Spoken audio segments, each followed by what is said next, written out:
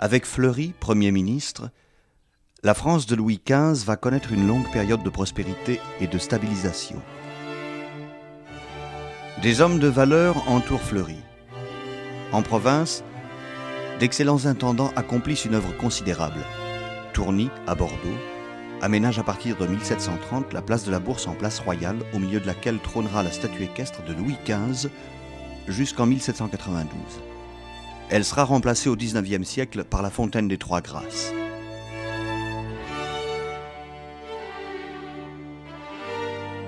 Le duc de Saint-Simon, ambassadeur de France en Espagne, de passage à Bordeaux, écrit: La vue du port et de la ville me surprit, avec plus de 300 bâtiments de toutes nations rangés en 2 lignes sur mon passage, avec toute leur parure et grand bruit des canons.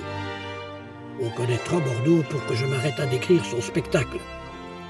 Je dirais seulement qu'après le port de Constantinople, la vue de celui-ci est en ce genre ce qu'on peut admirer de plus beau.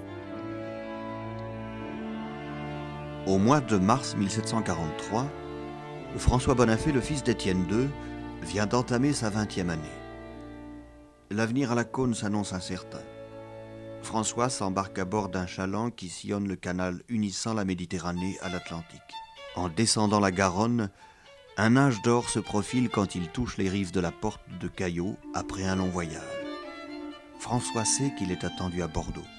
Son père, en bon marchand, ne manque pas d'entretenir des relations avec le grand port où draps et toiles Cadiz du Quercy sont recherchés. Et c'est donc tout naturellement à un pays, Bernard Serre, protestant et originaire du Tarn-et-Garonne, installé rue du Chai des Farines au pied de la Porte Caillaux, dans le quartier Saint-Pierre, comme négociant armateur, qu'Étienne II va confier son fils pour un temps d'apprentissage de 3 ans à compter du 1er avril 1743. La police règle cet apprentissage, signé en sous-seing privé à Bordeaux le 25 juillet 1743 par Bernard Serre et un Cambon, parent des Bonafé, agissant pour le compte d'Étienne, son père. À la Cône, Étienne II et Étienne III sont tenus d'informer de la vie de François par ses lettres retrouvées dans les papiers de famille, la famille Rabaud, dont 38 pièces s'échelonnent inégalement entre 1756 et 1783. L'époque est favorable. Après la fin de la guerre de succession d'Autriche qui avait vu le commerce sérieusement atteint, le trafic bordelais allait retrouver une croissance des plus vives, due en partie à l'exploitation des îles des Antilles françaises et à l'augmentation des importations de sucre et de café.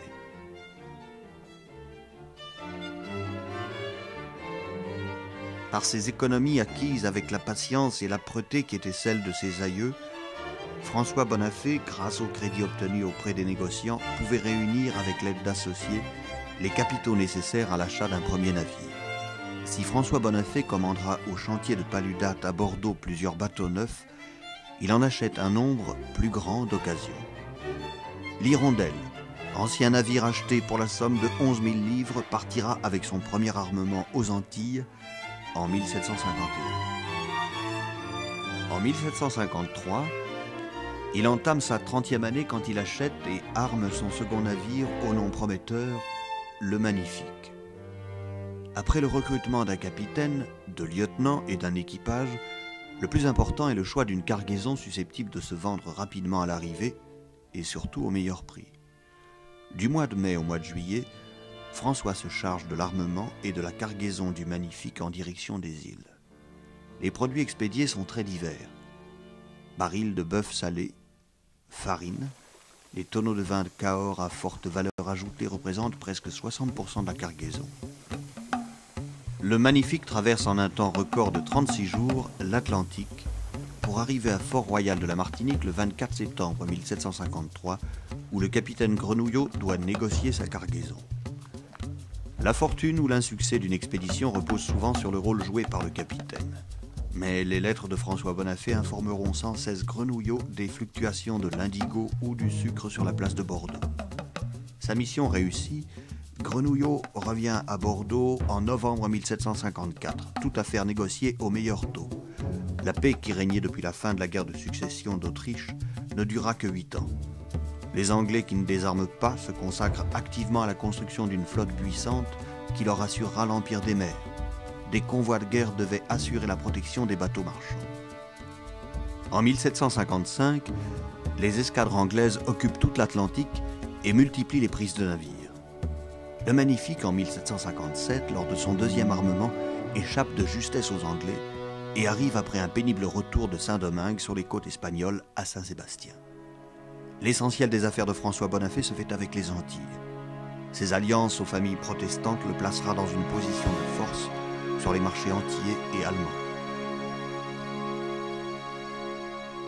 Par son union avec Jeanne Boyer en 1756, fille de Boyer de Poyan, créole de la Guadeloupe, François se lie solidement au milieu du négoce protestant de Bordeaux. Le choix de l'épouse est mûrement réfléchi et rentre dans la logique commerciale. Ceci n'exclut toutefois pas les sentiments, l'estime et le profond respect entre les conjoints. François a déjà 33 ans, son épouse Jeanne, 20. Jeanne et François eurent 11 enfants. En 1756, déclaration de guerre de la France à l'Angleterre. Un premier fils, Étienne François, va naître un an après. En moyenne, sous l'Ancien Régime, un enfant sur 2 seulement atteignait l'âge adulte. Leur première fille, Françoise, meurt à 1 an. La Guadeloupe et la Martinique sont entre les mains des Anglais. La Hongrie est en guerre avec la Prusse. En 1760 et 1761 naissent successivement Marion et Nancy. Le frère aîné de François, Étienne Jean, épouse en 1762 Marquise Bec de la Grave. Génie, la 3e fille de François, née l'année même où la France perd le Canada, le Sénégal, la Louisiane et l'Inde, mettant fin à la guerre de 7 ans l'opposant à l'Angleterre. François s'empresse d'acheter 2 habitations à Saint-Domingue. En 1764, il dispose de 4 navires, tandis que 2 sont en Amérique, les 2 autres chargent à Bordeaux.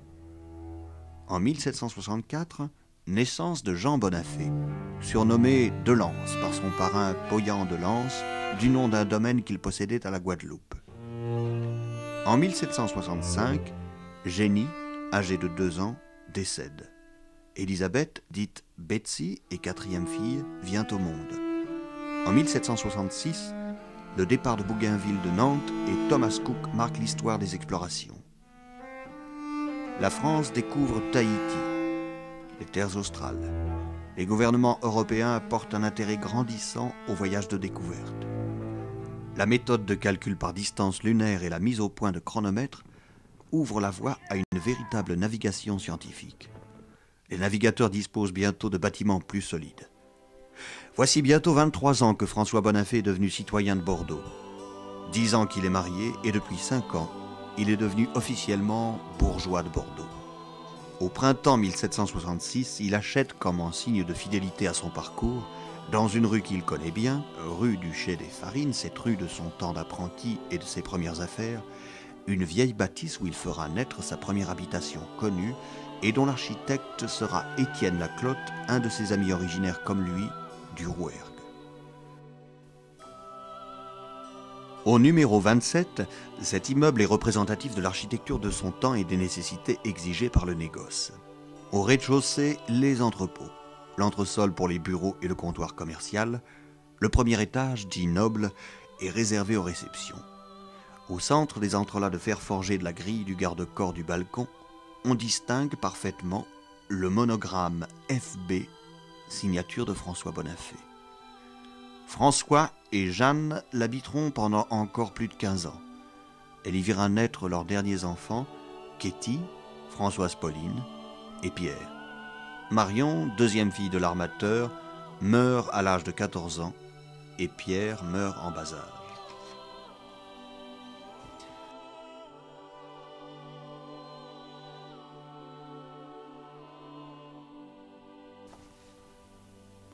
À la Cône, Étienne II, père de François, ajoute une prairie à ses biens. Étienne III, frère de François, devient veuf. Il se remarie en 1770 avec Jeanne de Galtier de Montaigu. Tout au long de sa vie, François maintient des liens à la fois de nature commerciale et familiale avec son village. D'après sa correspondance récupérée par la famille Rabot, il semble qu'il se rendait à la Cône au moins une fois par an jusque dans les années 1780. Les attaches à son village natal se manifesteront par des donations aux pauvres en argent et en denrées afin d'éviter la famine et ses conséquences.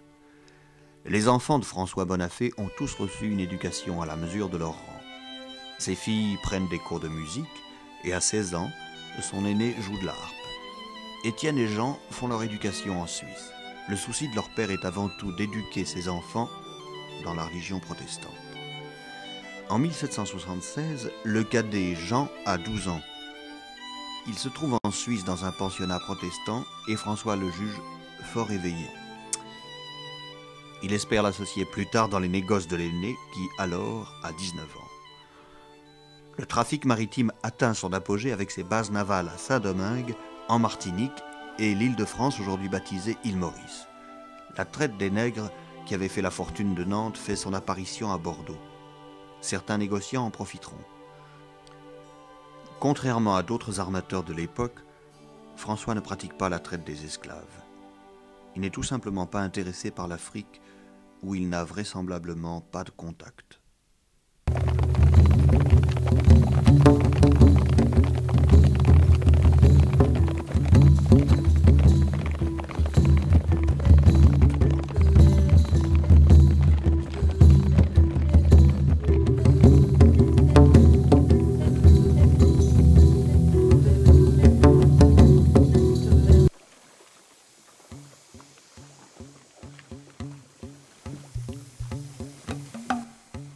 En 1774, Louis XVI accède au trône. Bordeaux est alors en pleine extension. L'architecte Victor Louis commence la construction du grand théâtre qui durera 5 ans. François se rend maître de son premier domaine vinicole, Feuillas, et Saint-Clément sur la paroisse de Saint-Louis de Montferrand, au confluent de la Garonne et de la Dordogne, à brève distance de Bordeaux. Feuillas, c'est à moi depuis 3 mois. J'ai fait une très grande affaire. Et je me flatte qu'elle me donnera 1000 louis de rente.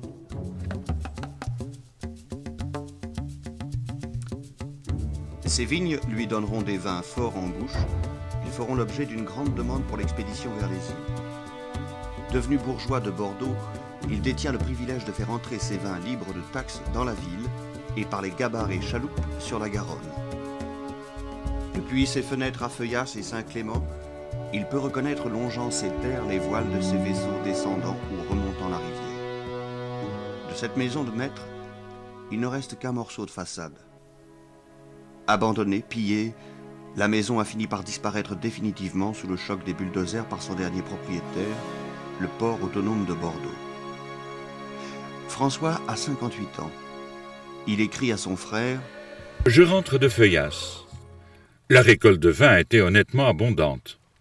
J'ai fait 210 tonneaux sur mon bien de Montferrand, ce qui fait 840 barriques.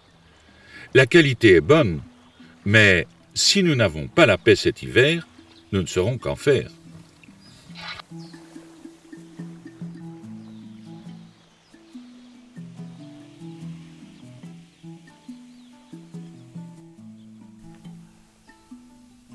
Cette première acquisition sera suivie de 4 autres, toutes situées dans la presqu'île. Il se rend maître du Bourdieu de Laconne, au bord de la Dordogne. Elle demeurera pendant un demi-siècle la propriété des Bonafé. À la même époque, la guerre d'Amérique n'est pas encore terminée. Contraint de réduire les activités de son armement, François va placer ses capitaux dans une série d'investissements immobiliers. En 1778, après un séjour de 5 ans en Suisse, Jean Bonafé de Lens et son frère Étienne sont de retour à Bordeaux. Tous deux entrent en apprentissage au comptoir de leur père. Le 27 avril 1780, François Bonafé annonce 2 mariages. Son aîné Anne Nancy avec Jean-Jacques Barthez et son frère Marc avec mademoiselle Dorine Dravement. Toujours cette même recherche de bonnes alliances dans des familles proches par les affaires pratiquées auparavant par leurs ancêtres, les marchands drapiers du Tarn. Encore asseoir sa position sociale, son maintien dans la cité, et agrandir ou consolider un patrimoine. En mai 1780, le père de François, Étienne II, décède. La même année, le Grand Théâtre de Bordeaux est inauguré après 7 ans de construction ordonnée par le duc de Richelieu, gouverneur de Guyenne.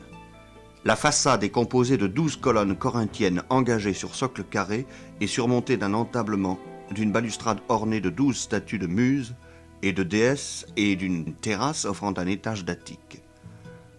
Tous les corps constitués de la ville, les princes des vignes, sont là pour applaudir au vers d'Athalie. On se fait voir dans tout l'éclat de sa richesse, les diamants et les perles scintillent à la lumière des flambeaux portés par les laquais.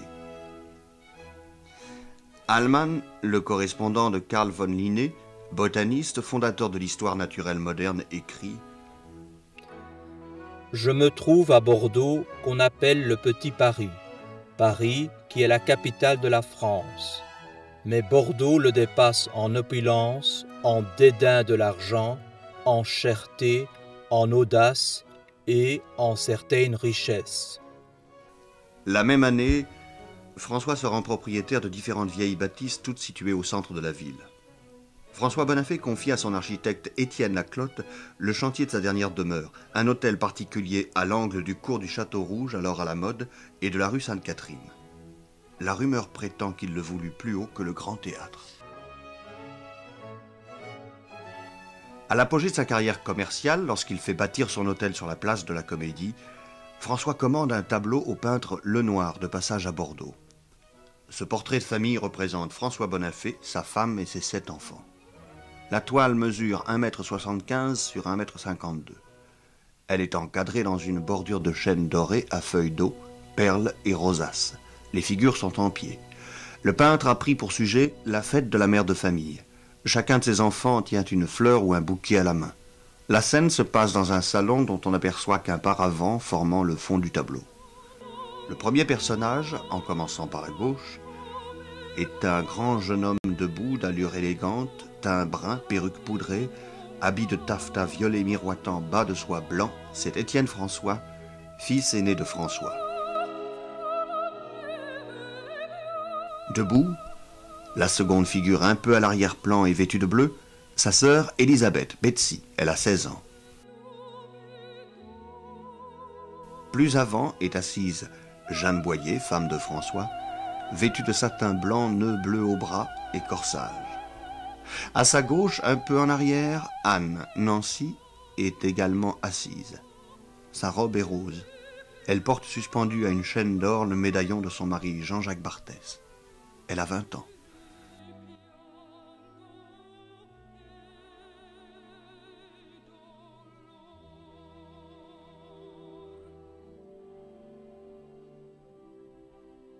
En face de sa mère, et lui présentant une branche d'oranger, Jeanne, Jenny, est debout.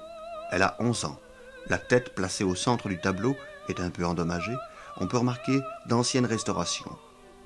La 6e figure, Adélaïde, Katie, est vêtue de gris avec une large ceinture et des rubans bleus. Elle a 14 ans. Elle se tourne vers son père et lui tend le bras.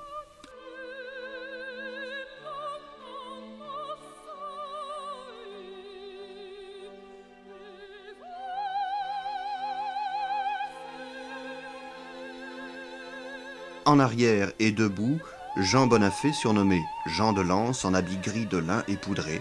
Il a 17 ans, sa tête et le haut du corps sont perceptibles.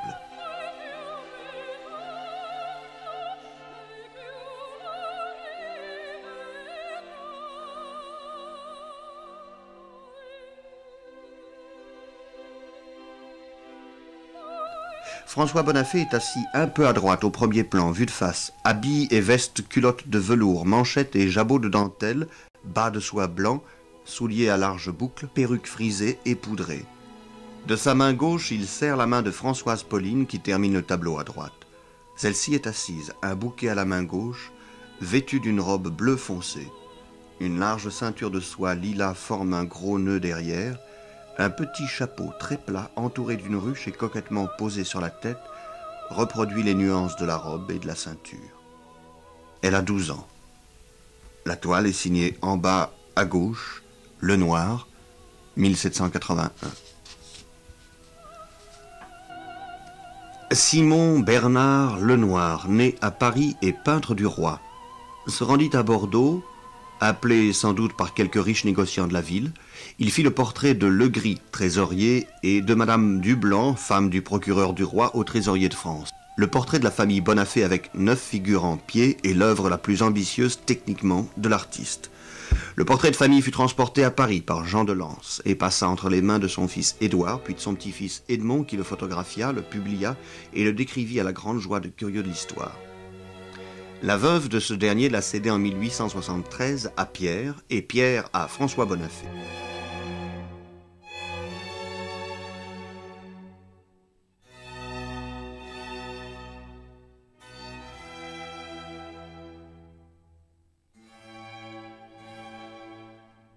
Connu, oui, puisque j'ai fait de la restauration dessus, du temps de François Bonafé. Qu'est-ce que vous pensez de ce tableau en tant que Ah ben c'est un peintre tableau qui est très bien peint, qui est très bien peint. Au point de vue composition, il est peut-être un peu curieux, mais au point de vue peinture propre, c'est très bien peint. Vous connaissez Lenoir? Non, je connais Lenoir parce qu'il a fait le tableau de famille, mais je ne connais pas une autre œuvre de Lenoir que celle-là. Nous sommes en 1781. La capitulation de Yorktown, obtenue grâce à l'appui des forces françaises, vient de donner la victoire aux Américains face aux Anglais. Les États-Unis ont enfin leur indépendance. L'entrée de la France dans la guerre d'Amérique marque le début d'un redressement militaire et diplomatique engageant de fortes dépenses. Jacques Necker, directeur des finances, doit faire face. Les emprunts ne font qu'accroître le volume de la dette. Necker, malgré tout très populaire, mais abandonné du roi, doit démissionner. D'Amérique souffle un vent libéral. De grands textes constitutionnels parlent de liberté, de droit, de souveraineté du peuple, de limitation et de séparation des pouvoirs. Le 2 décembre 1782, François apprend la mort de sa mère, Françoise Camel. Il écrit alors à son frère Étienne: Non, je ne l'oublierai jamais, quoique je sache bien que nous ne venons dans ce monde que comme des voyageurs. L'hôtel Bonafé, future résidence de la famille, n'est pas le seul achat de François Bonafé dans les années 1780. En 1782, il achète l'hôtel Richelieu sur les fossés de l'Intendance et 3 maisons attenantes pour un total de 210 000 livres. C'est au même architecte Laclotte qu'il confiera les travaux de restauration de cet ensemble en 1784. L'achat de ces immeubles répond à une triple logique. D'une part, mettre une partie de sa fortune à l'abri de la conjoncture commerciale. D'autre part, louer ces immeubles rapporte une rente non négligeable. Enfin, la propriété foncière sert de garantie lors d'emprunts nécessaires à toute activité commerciale.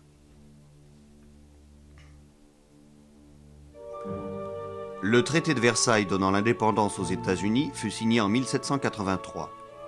Dès la paix signée, les 2 fils de François, Jean et Étienne, partirent de Bordeaux pour faire un tour d'Europe en 22 mois. Un voyage à l'étranger formait le complément obligé d'une éducation libérale. Jean de Lens évoque ce voyage dans ses mémoires. Nous avons voyagé en grand seigneur, reçus partout avec distinction par nos parents et les personnes auxquelles nous étions recommandés, jouissant de la considération que nous procurait le luxe de nos habits et l'étalage de notre équipage, ayant un laquais de place à notre service dans toutes les villes importantes où nous passions. Nous avons été présentés au pape et, en mon particulier, j'ai reçu notamment en Italie des marques de bonté et des témoignages d'intérêt dans la haute société.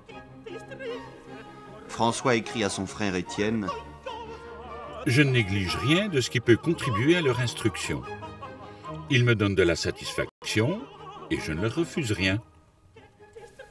Cette même année 1783, François Bonafé marie sa seconde fille, Betsy, avec Boyer, neveu de sa femme. François peut se réjouir de cette union qui réunit une fois encore tout ce qui concourt à faire un bon mariage: la religion, les parentés et les qualités dans les affaires d'un futur gendre. Betsy Bonafé donnera 4 enfants à son mari. Seule l'aînée, Anne-Nancy Boyer, aura une descendance de son union en 1816 avec Alexandre de la ville de Miremont, maître des requêtes au Conseil d'État, auteur dramatique à succès et cofondateur du journal Le Méridional bordelais. Après le mariage de Betsy à l'automne de cette même année 1783, Étienne, frère aîné de François Bonafé, meurt à Lacaune. La correspondance entre les deux frères, commencée 40 ans auparavant, s'interrompt brutalement. En 1785, la construction de l'hôtel Bonafé est enfin terminée. L'intérieur est à la hauteur de la fortune et du prestige de François. L'Allemande, Madame de la Roche, est le témoin privilégié de la vie bordelaise.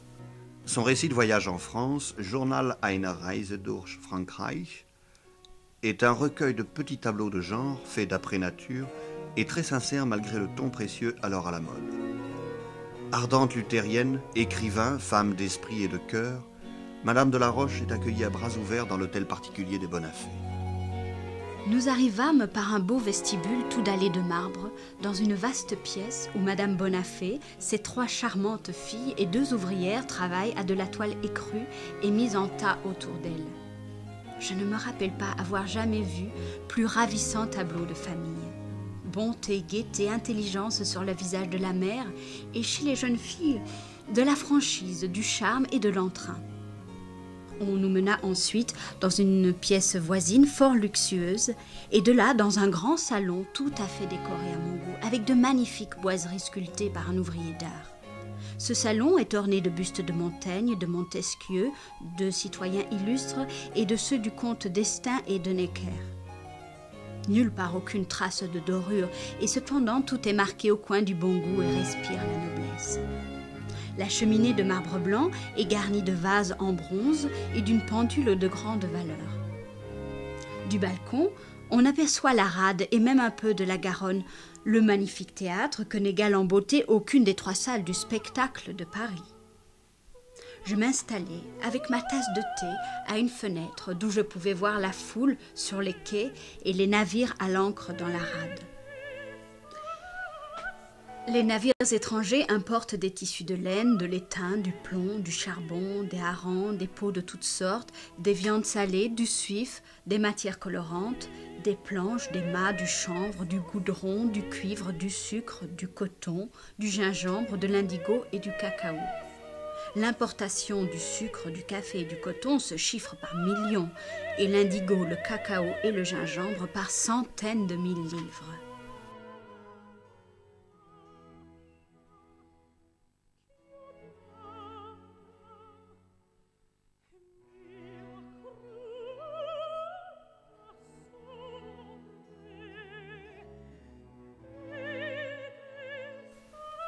Madame de la Roche assiste au culte réformé dans un grenier servant de temple au numéro 7 de la rue du Muguet.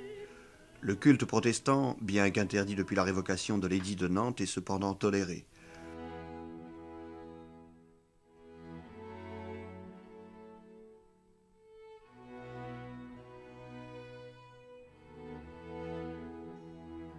Dans le nouvel hôtel de François, sera signée l'alliance de Ketty avec Jean-Pierre de Cournuau de Fontbourgade.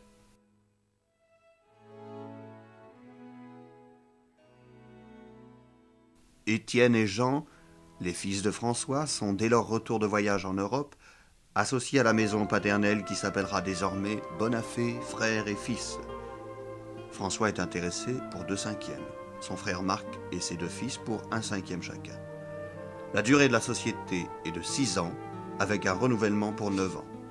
François a maintenant 64 ans. Le mariage de Pauline, la fille de François, avec Paul-Alexandre Nérac en 1787, signe un retour aux sources tarnaises. Ils sont cousins lointains, et les Nérac bordelais comptent parmi les plus belles fortunes de la place. Presque tout le gotha du négoce signera le contrat précédant le mariage. À Castres, où ils reviennent s'installer, Paul-Alexandre et Pauline habitent l'hôtel historique que Nérac père avait acheté en 1956. Paul-Alexandre ne manque pas de signer son nouvel état de noblesse en faisant remplacer les armoiries des anciens propriétaires qui ornaient auparavant la porte d'honneur par les siennes. Il ajoute au château de Sandonne, héritage paternel, un portail en fer forgé surmonté des initiales NB, Nérac Bonafé. Homme de culture, il partage avec sa femme, joueuse émérite de harpe, son goût pour la musique. Tous deux contribuent à fonder une académie de musique et sont les mécènes d'une salle de spectacle qu'ils font élever à leurs frais en 88. Avocat au Parlement de Toulouse et subdélégué de l'intendance à Vabre, il est présent en 89 à l'Assemblée de la noblesse à Castres. Officier municipal de 1791 à 1792, il est arrêté après la mort de Louis XVI et emprisonné en compagnie de plusieurs notables de sa ville. Il échappera au sort tragique des Fonbourgades et dès la ville de Miremont. L'historien Anacharsis Combes écrit « Une autre femme, jeune et belle, mademoiselle Pauline Bonafé, femme de Paul-Alexandre Nérac, apportait à Castres quelque chose des allures d'une grande ville, où elle était née, introduisant au sein d'une société d'artistes le goût de la musique. Plusieurs fois chaque semaine, des amateurs choisis ou présentés allaient exécuter sous ses yeux les œuvres les plus marquantes et les plus nouvelles des compositeurs italiens et français. Elle venait à peine de dépasser son 30e anniversaire quand elle meurt à Castres en 1799. Elle avait donné le jour à 5 enfants. Si le nom des Nérac de Ferrières devait s'éteindre à la génération suivante, 2 filles seront à l'origine de 2 branches principales, les Guestier et Deluse et la famille Lénart. Leur descendance arrive jusqu'à nos jours. 1787 voit l'édit de tolérance instituer un état civil pour les protestants. François, resté fidèle à son village natal, contribue à l'achat d'un terrain à Lacaune pour l'édification d'un nouveau temple. 1788, les mariages se succèdent. Depuis son retour d'Europe, Étienne est au comptoir. Il a 31 ans quand il épouse en mars Clémentine Charlotte van Deuren. François Bonafé, avec cette alliance, renforce encore une fois les liens tissés au sein de la colonie étrangère qui avait débarqué à Bordeaux dès le début du XVIe siècle. Il offre de loger les futurs jeunes époux aux 2 derniers étages de l'hôtel Bonafé. Étienne participe aux affaires. Il semble toutefois n'avoir tenu au sein de la société familiale qu'une place secondaire en regard de celle occupée par son frère Jean.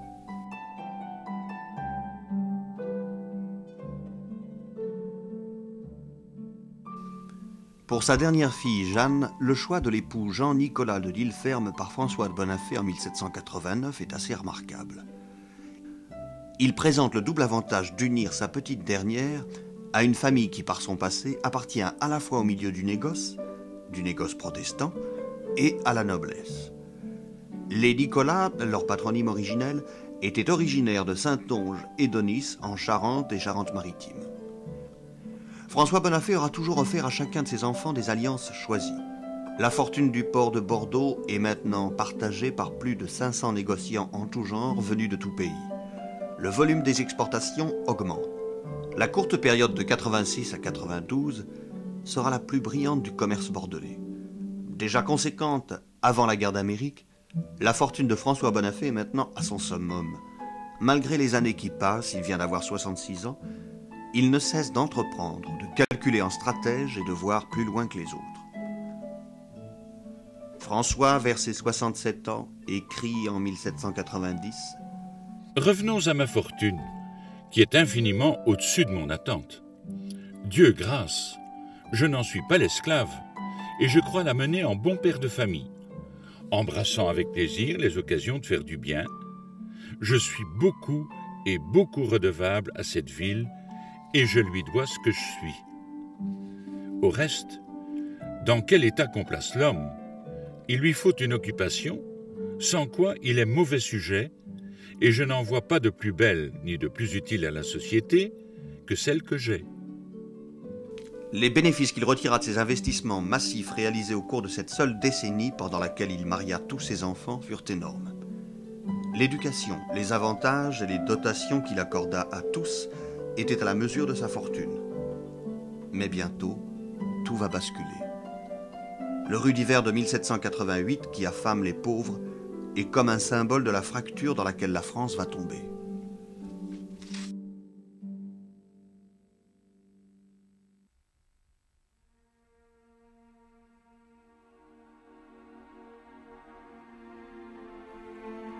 À Paris, dans la Liesse, la prison de la Bastille tombe aux mains du peuple.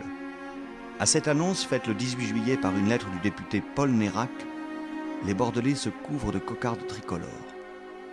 Pendant que les citoyens, dans une euphorie générale, se réunissent en plein élan patriotique, les alliances continuent dans le grand salon de l'hôtel Bonafé. Le 20 septembre 1789, le contrat de mariage qui unit Jean-Nicolas de L'Isle-Ferme à Jeanne Bonafé est signé. La fin de la monarchie et le début de la terreur approchent. La Révolution interrompt les relations commerciales de Bordeaux avec les Antilles, l'Angleterre et les pays de l'Europe du Sud. Pendant ce temps, le filleul de François, Étienne IV, s'unit à la Cône avec Lucile de Calmel de Basse-Vergne. Ils auront 9 enfants. En 1790, en cette période chaotique, Jean Bonafé de Lens, second fils de l'armateur, se marie à 36 ans avec la toute jeune Florence de la Douep, âgée d'à peine 20 ans. Dans le monde du négoce, les hommes devaient être formés aux affaires avant de songer au mariage. Sophie de la Roche avait rencontré dans un salon 5 ans auparavant la future épouse de Jean Bonafé. La jeune du Faugeray a 15 ans. La taille fine et lancée, tout le charme de la beauté prête à s'épanouir. Elle baisse modestement les plus beaux yeux du monde dès qu'on prononce un mot flatteur sur ses nombreux talents. Elle sait 5 langues, sans compter le latin, et fait des traductions dans toutes ces langues. Elle connaît les meilleurs ouvrages écrits dans chacune d'elles. Elle a appris la physique, l'histoire et fait de très grands progrès en mathématiques, sans pour cela négliger le piano, le chant et les travaux manuels qu'il exécute à merveille. La famille de la Douep n'est pas bordelaise mais d'origine normande. Le contrat est signé cour de Tourny dans l'hôtel d'Élysée-Étienne Nérac et contient 124 signatures de tout le grand monde bordelais de l'armement, du négoce et de l'aristocratie. Le mariage porte la date du 19 mars sur les registres protestants. En 1791, le jeune ménage est accueilli dans l'hôtel familial. Ils y seront logés et nourris. Jeanne, l'épouse de François Bonafé, meurt à la fin de 1791. Elle avait seulement 55 ans, et depuis 35 ans, ils formaient un ménage heureux. Elle apporta à son mari non seulement un surcroît de relations utiles, mais encore un savoir dans le maniement des affaires, hérité de son entourage familial. Avec Jeanne Boyer, s'évanouit la bonne étoile de la maison. Son soutien manquera cruellement à François dans les années noires qui vont suivre. Cruel signe des temps, cette même année, un cimetière protestant de la Cône est enfin créé. Je m'en remets à la piété de mon mari pour les gratifications qu'il verra convenable de donner à nos domestiques et pour la distribution aux pauvres, afin qu'ils se souviennent de moi dans leurs prières. La roue de la vie tourne. Auguste, petit-fils de François et fils de Jean de Lens, vient de naître. Ketty, la fille de François, épouse de Jean-Pierre de Fontbourgade, meurt soudainement à 25 ans. En 1794, naissance du 3e enfant de Jean de Lens, Julie. Elle ne vivra que 2 années. À la veille de la terreur instaurée par Robespierre avec son cortège de massacres, Édouard, second fils de Jean de Lens, vient au monde. Dans les rues résonne la Marseillaise. Édouard et son frère Auguste seront à l'origine de tous les descendants porteurs de ce nom. En 1792, l'ancien monde s'écroule, les masques tombent, le peuple souverain devient tyran, la raison disparaît. À Bordeaux, le 20 août, la foule déboulonne la statue de Louis XV de la place Royale. Sur la place Dauphine, l'actuelle place Gambetta, la guillotine est dressée. Les négociants deviennent suspects. Les représentants du peuple en mission à Bordeaux les exhortent à payer des taxes et leur imposent des réquisitions excessives. Les plus riches d'entre eux sont arrêtés, traînés en prison. Ils monteront sur l'échafaud. La guerre maritime éclate avec l'Angleterre, l'Autriche et l'Espagne. François Bonafé a 70 ans. Son frère Marc, avec qui il travaillait depuis 30 ans, et son fils unique François, tentent leur sort aux Mascareignes, dans l'océan Indien, là où le négoce bordelais s'était tourné déjà à la veille de la Révolution. Port-Louis, dans l'île Maurice, sera le lieu de naissance des petits-enfants de Marc. L'Europe les accueillera bien plus tard. François, neveu de l'armateur, mourra à Londres en 1845. 10 des navires de François quittent Bordeaux entre novembre 1789 et août 1792. Le 21 janvier 1793, un matin froid, à 10h22, la tête de Louis XVI tombe sous le couperet de l'égalité. 200 négociants bordelais sont arrêtés dans la nuit du 29 au 30 novembre 1793. Leurs têtes tomberont dans la sciure de la place nationale. 2 jours auparavant, François est dénoncé au comité de surveillance de la République comme conservant des marchandises dans ses magasins. Dans la suite de ses mémoires, Jean Bonafé de Lens se souvient. La Révolution de 1793, funeste à Bordeaux, infectée de girondisme, exposa ses premiers et paisibles citoyens aux vexations révolutionnaires. Mon père fut violemment compromis. J'employais toute mon activité et toute mon intelligence à tâcher de le sauver de la prison ou de l'échafaud. J'avais beaucoup à faire. Nous étions en évidence dans notre belle maison. Une centaine de négociants étaient dans les prisons et je redoutais à chaque instant une dénonciation qui nous exposerait à subir le sort commun. Car j'étais bien déterminé à partager la captivité de mon père, n'ayant pas calculé à quel désespoir j'exposais ma femme et mes enfants.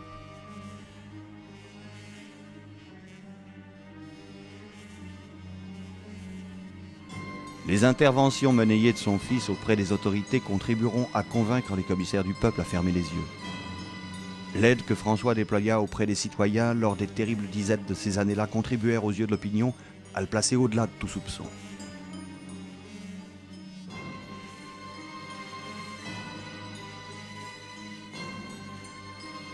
Le conseil municipal de Bordeaux, soulignant son activité inlassable pour soulager les malheureux, donnera à une des rues de la ville le nom de François Bonafé, le 12 juillet 1898.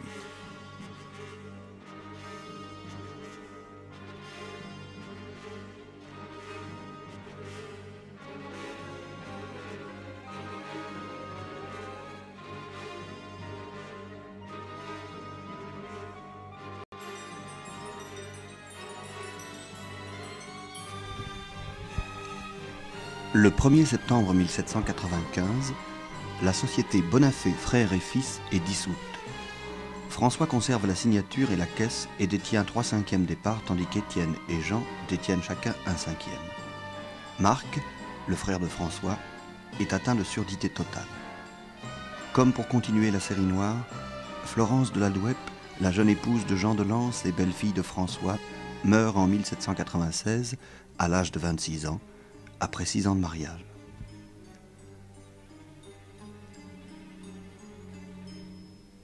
François, surnommé François l'Heureux, au temps florissant du négoce bordelais, outre la difficulté des affaires, ne sera pas épargné au cours des dernières années de sa vie. La disparition de son épouse, de sa fille, de sa belle-fille Julie et de son autre fille Pauline Nérac en 1799 et de son fils aîné Étienne en 1804. Ses voisins et alliés partis sous le couperet de l'échafaud assombriront sa vieillesse et sa solitude. Le filleul de François, Étienne IV, devient maire de Lacaune en 1798 et le restera jusqu'en 1816 à la Restauration. Il aura 4 enfants, Marc-Alexandre, Marguerite, Henriette et Jeanne. Le premier port de France est devenu une ville moribonde. Dans les colonies, les esclaves se révoltent. Saint-Domingue, l'île baptisée Hispaniola par Colombe, devient indépendante en 1804 sous le nom de Haïti. À partir de 1806, les 2 petits-fils de François, Auguste et Édouard, sont envoyés aux États-Unis à l'âge respectif de 15 et 14 ans pour leur apprentissage commercial. C'est leur père, Jean de Lens, qui dirige la maison de commerce. François, maintenant, a plus de 80 ans. François Bonafé possède, entre autres, à côté de ses domaines de l'Entre-deux-Mers, son hôtel Place de la Comédie. Un autre sur le cours de l'Intendance, 6 maisons sur la rue de l'Intendance et la rue Sainte-Catherine, et 3 maisons sur la rue Saint-Rémy. La famille conserve donc, malgré la Révolution et le Consulat, une partie de son patrimoine. La rente de ces biens aura certainement permis à François Bonafé, dans les années les plus sombres, de faire face aux difficultés. Entre 1811 et 1814, Bonafé de Lens accueille un navire par an en provenance des États-Unis, là où ses enfants continuent leur apprentissage commercial. Sous l'Empire, les Bonafé essayent de relancer leur activité commerciale à partir de denrées coloniales antillaises préalablement importées aux États-Unis, car la France est indésirable aux Antilles depuis la révolte des esclaves. 1809, François Bonafé a 86 ans. Il fut le parfait exemple d'une réussite personnelle, celle d'un négociant entreprenant. Sa fortune Il la devra à ses dons naturels et à un certain génie commercial hérité de ses ancêtres, les marchands drapiers de la Cône, hommes durs au travail. Sa profonde foi protestante venue du pays cévenol l'éclairera tout au long de sa vie, lui apportant vigilance et rectitude. Jean de Lens, son fils, écrit dans ses mémoires « Dans les dernières années de sa vie, mon père vivait retiré dans sa maison de la place de la Comédie. Il n'en sortait guère et se faisait traîner tous les jours sur le balcon. Que de fois il dut jeter un regard mélancolique sur son cher Bordeaux, jadis riant et si prospère, aujourd'hui désert et ruiné. »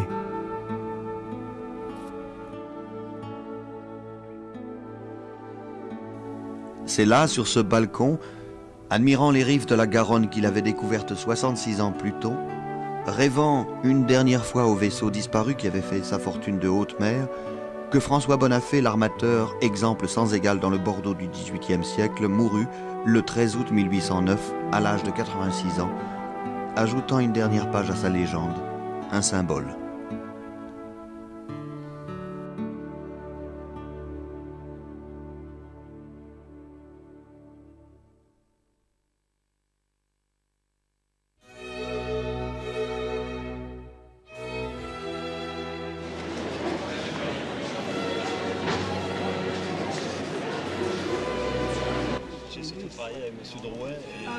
Dès 1975, des historiens comme Butel, Marzagali, Dessus-du-Hérault, Pactot de Luz, Taillard sortiront François de l'Ombre un siècle après l'apparition du livre d'Edmond, arrière-petit-fils de Jean de Lens. Bertrand Guyot de Sud-du-Hérault fit un travail remarquable sur François Bonafé. Il lui consacre un livre entier. L'ouvrage, publié en automne 1999, sera primé par la ville de Bordeaux. L'enthousiasme de quelques membres de la famille aidant. Mon cher Thierry, nous sommes face à la Garonne. Derrière moi, il y a le Salon du Livre, où arrive enfin à bon port la mémoire de François Bonafé, qui est arrivé ici à Bordeaux en 1743 de son village natal, où je suis allé chercher mes premières sources. Je suis heureux, effectivement, de cette conclusion, puisque c'est un travail de 4 ans qui arrive maintenant. Mais on est toujours heureux de voir quand même un travail à peu près fini. Oui, je pense d'ailleurs que la vidéo a ceci d'intéressant. Je vais être un petit peu méchant, d'ailleurs, en ce sens que si c'est une innovation extraordinaire, une invention extraordinaire de notre fin de siècle, elle pourra peut-être amener à ceux qui ne sont pas habitués à lire à ce moment-là le livre. Ils verront d'abord la vidéo, et il y a beaucoup de gens quand même qui ne lisent pas, on le sait, malheureusement. Hein. Et en voyant le film, ils auront peut-être envie de lire à ce moment-là après. Et ça sera peut-être un complément qui, moi je pense, est important. Ça. Nos remerciements aux historiens et à Mouna, Christine, Bertrand, André et Monique, Michel, Pierre, Patrice, Benoît, Christine, Henri, et à toutes les personnes qui ont contribué à la réalisation de ce film.